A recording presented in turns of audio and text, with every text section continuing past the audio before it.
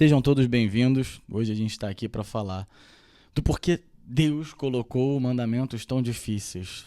Deus tão benevolente, onipotente, pode fazer o que quiser. Por que que tinha que ser criado um caminho tão difícil para que a gente pudesse seguir a Deus? Ele não poderia ter feito um caminho mais fácil para a gente chegar à glória eterna? Por que Deus fez isso sendo tão onipotente? Vamos analisar isso aqui etapa por etapa para entender se esse pensamento está até correto de ser imaginado. Se filosoficamente esse argumento é possível. Bom, Deus sendo onipotente, ele não poderia ter feito as coisas diferentes? É isso que é o cerne, o ponto central da nossa questão que a gente quer resolver aqui. Então a primeira pergunta que a gente tem que fazer quando a gente olha, na verdade, para essa pergunta mais geral é: o que é Deus? E Deus é a verdade. Eu escrevi aqui, né? Deus é a verdade, o caminho, a verdade, a vida, sim, mas vamos por partes. Deus é necessariamente a verdade. A sua natureza não envolve mentiras. Para que Deus seja Deus, é necessário que Ele seja a verdade. É necessário que Ele seja a bondade. É necessário que Ele seja perfeito. E quando a gente fala desses três, inevitavelmente, a gente vai falar de justiça, temperança, prudência, paciência, coragem, fortaleza. Todas as virtudes que, necessariamente por natureza também, para que sejam boas, estejam atreladas a essa perfeição. É possível existir uma justiça injusta, uma fortaleza fraca?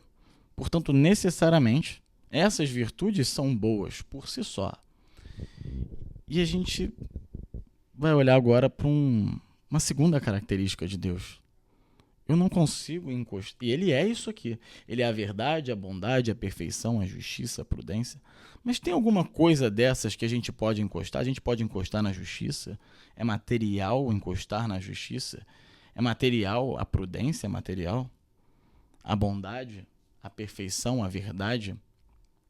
Elas estão inseridas, na verdade, num plano imaterial. A gente vai chamar esse plano de metafísico. Eu não tenho muito conhecimento sobre metafísica, mas é importante analisar que a gente consegue pensar e refletir sobre isso sozinhos. Tá? A gente não consegue encostar na justiça, a gente não consegue. Qual é o ponto disso tudo? Beleza?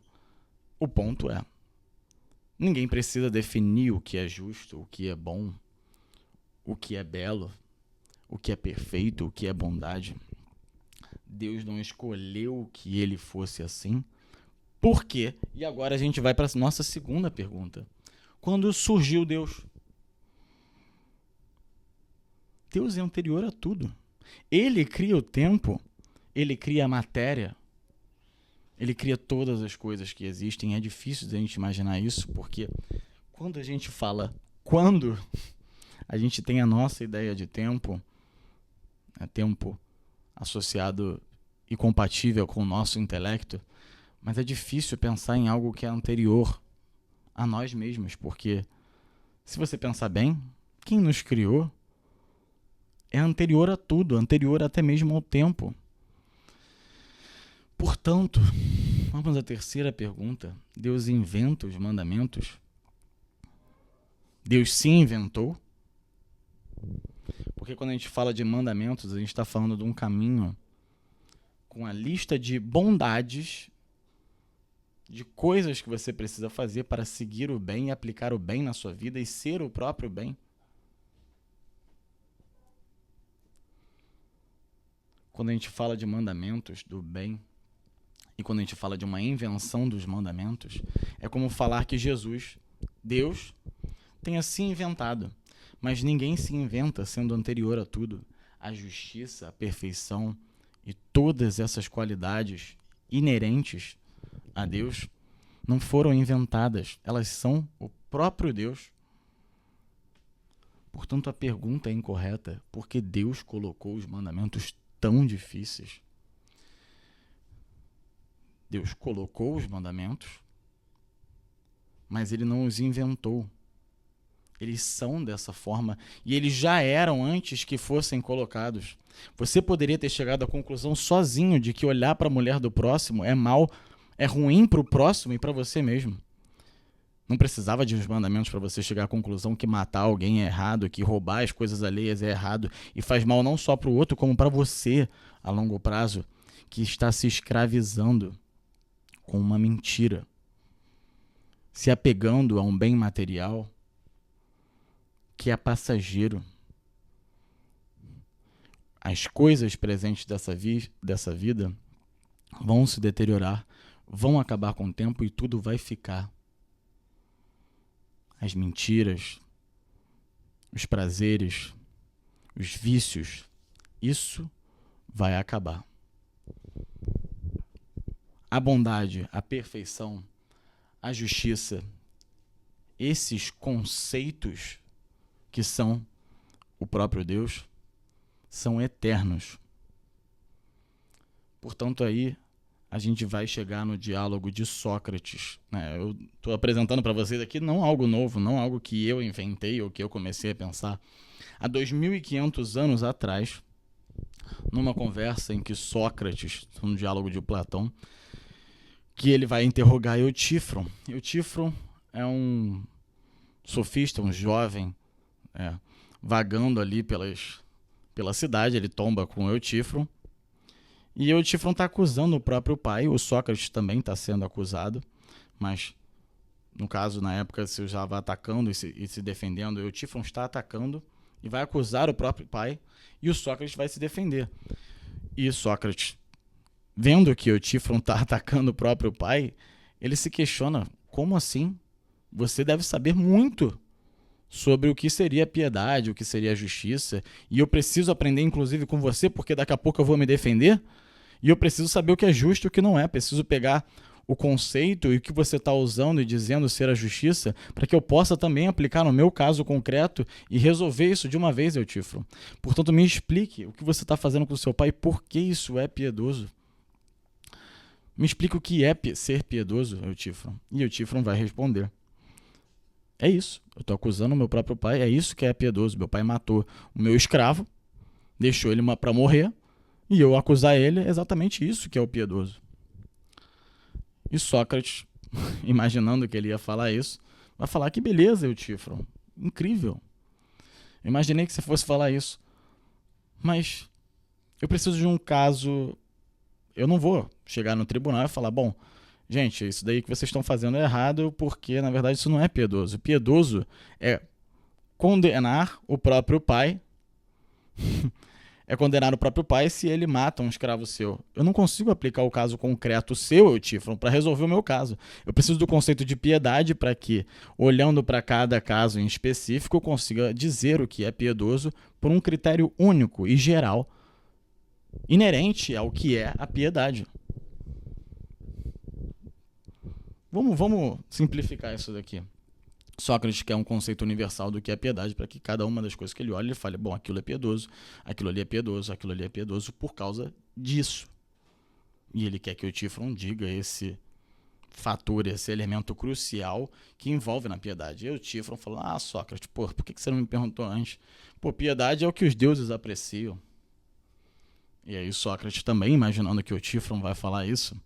Por que eu estou criando todo esse contexto? Para mostrar para vocês que, na verdade, eu não inventei isso aqui tudo, e é um conhecimento já de milhares de anos, e é interessante demais a forma como o Sócrates debate, argumenta, por isso que é fundamental eu compartilhar com vocês isso.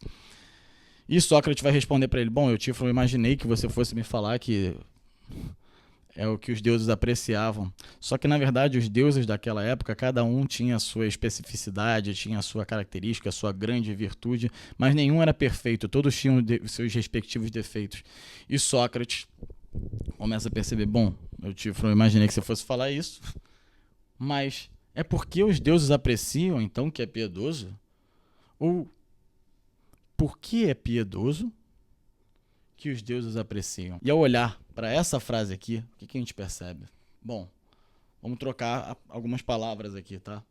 Apreciam por amam. E piedoso por bom. Está intimamente ligado, a palavra piedoso é necessariamente bom. Então a gente pode fazer da seguinte forma. Porque os deuses amam que é bom, ou porque é bom que os deuses amam?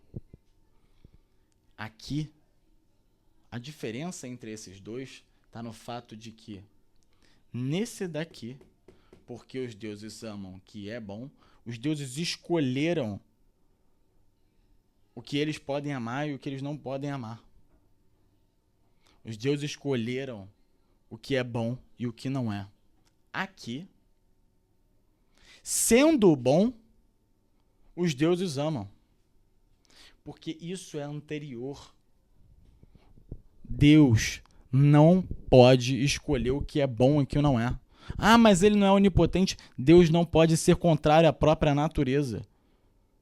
Deus não poderia falar que bom é uma criança ser estuprada e morta. Nem se ele quisesse. Meu Deus, olha que atrocidade. Deus não é onipotente, ele não poderia mudar isso.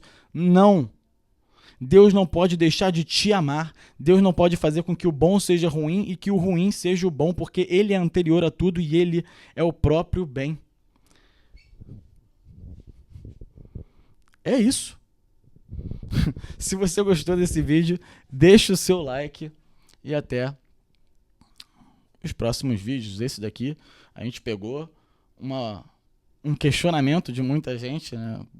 E assim, até pouco tempo atrás eu não entendia, na verdade, porque Deus, sendo onipotente, criou os mandamentos, fez uma realidade tão difícil, né?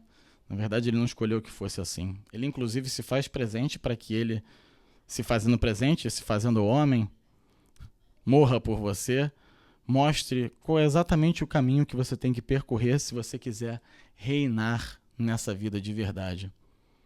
Caso contrário, você reina até num primeiro momento, escolhendo pelo prazer e pelas coisas que se deterioram com o tempo. Mas depois, para fugir delas, eis a escravidão. Um abraço se você gostou desse vídeo. Até o próximo. Deixa o like, compartilha com seus amigos e tamo junto.